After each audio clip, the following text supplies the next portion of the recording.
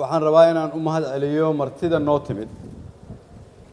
walaalkay ambassador Giyo oo matala urur goboleedka IGAD iyo walaalkay ambassador Madera oo noogu yimid iyaguna halkan inay noo muujiyaan inay dadka Soomaaliyeed garab taagan yihiin meel walba ay joogaan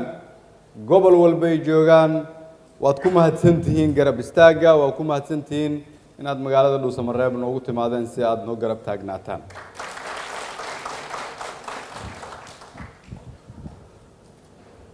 halkan maanta fariinta ka muuqata oo la soo gaabiyay waxay tahay inay dadka Soomaaliyeed ku tallaabsadeen rajo iyo horumar khawaarijtana hoogooda laga cilaamiyay galabta halkan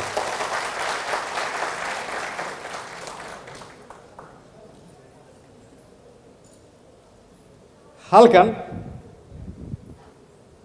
waa reer galmudug oo fariin u diray Soomaaliyada inteeda kale oo yiri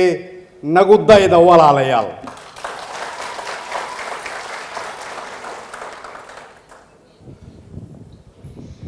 maanta halkan waxaa ka muuqda magaalada Dhuusamareeb in wixii 11 maalmood ka hor loo maleynayay inaanay maskaxda gali karin inaad indhihiina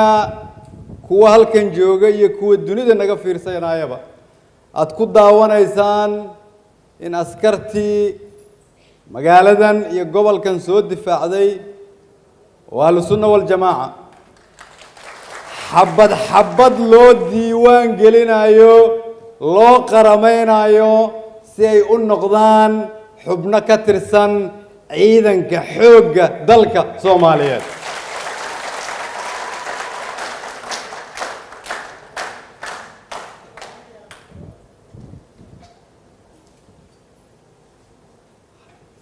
waxaa socota shaqo kale oo meelaan halkan ka fogeyn ka socota oo iyagana isla ciidankii Ahlus Sunna qaar ka mid ah loo diiwaan gelinayo inay ka mid noqdaan ciidanka booliska Soomaaliyeed waxaa sidoo kale socon doonta maalmaha soo socda shaqo intaa la mid ah oo iyagana loo diiwaan geli doono xubno askartii halkan ka soo halgantay ka mid ah ciidanka nabad sugidda Soomaaliyeed iyo ciidanka asluubta Soomaaliyeed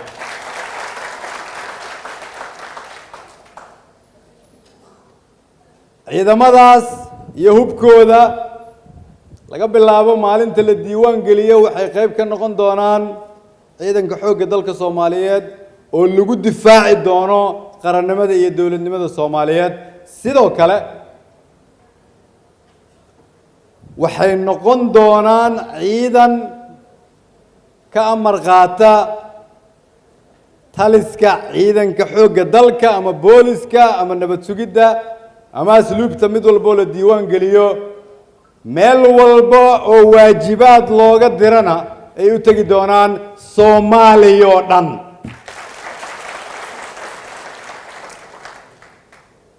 ciidanka halkan lagu diiwaan gelinayo marka iyo hubkaas la isugu agaasimayo in lagu xoreeyo waddanka laguna dabar gooyo khawaarijta waxaan rabaa halkan inaan fariin uga diro shacabka reer galmudug dhammaan meel walba ay joogaan gaar ahaan kuwa Cadaado jooga iyo kuwa Gaalkacyo jooga kuwa Xeraale jooga iyo kuwa Huursho jooga kuwa Caabudwaaq jooga iyo kuwa Balanballe jooga qof walba idinka mid ah hub iyo wiilal haysta oo fahamtay dawladnimadu inay tahay mid halkan ka socota waa la idin soo dirayaa ciidamada xoogga dalka Soomaaliyeed iyo kuwa military booliska iyo kuwa asluubta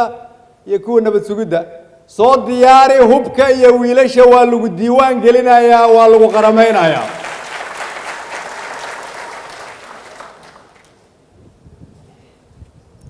galmudug waxay ku socotaa inay noqoto astaanta qaranka astaan dowladnimo cad reer galmudug waxay fahmeen in qof walba ay qora meel ku haysato in qof walba ay hub meel ku haysato inay ka wanaagsan tahay hubka dowladda inay hayso in qof walba ay iska difaacdo qof kale oo ay qoray meel la taagnaato in qof walba ay fahamto amnigaadu inuu ku jiro inaad qor haysato reer galmudug way bedeleen waxay u fahmeen in hubka iyo qoryaha iyo ciidanka la isugu geeyo hal meel oo la yiraahdo dowladda Soomaaliyeed iyo mustaqbalka ummadda Soomaaliyeed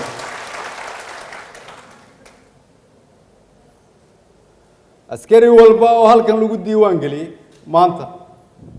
wuxuu yeelan doonaa waajib cusub wuxuu heli doonaa xuquuq cusub mushaarkiisa cid looguma soo dhiibi doono bangigiisa halkan suulka farta loo saaraa loogu soo shubi doonaa taliyayaasha halkan jooga waxay qayb ka noqon doonaan taliyayaasha ciidanka xoogga dalka Soomaaliyeed meel walba oo mas'uuliyad iyo waajib loogu diro ayay iyaguna tagi doonaan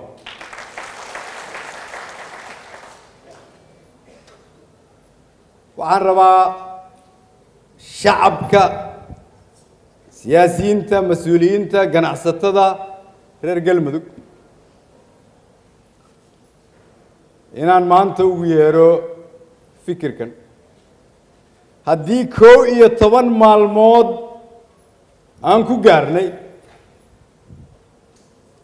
in madaxweynihii dowlad goboleedka galmudug iyo madaxda ahlu sunna madaxweyne xaaf iyo madaxda ahlu sunna oo Sheekh Shaakir ugu horeeyo ay aqbaleen in dadka reer galmudug ay doortaan qofka iyagu ay rabaan inuu madax u noqdo haddii 11 maalmood aan ku gaarnay inaan intaasoo qof isu keenno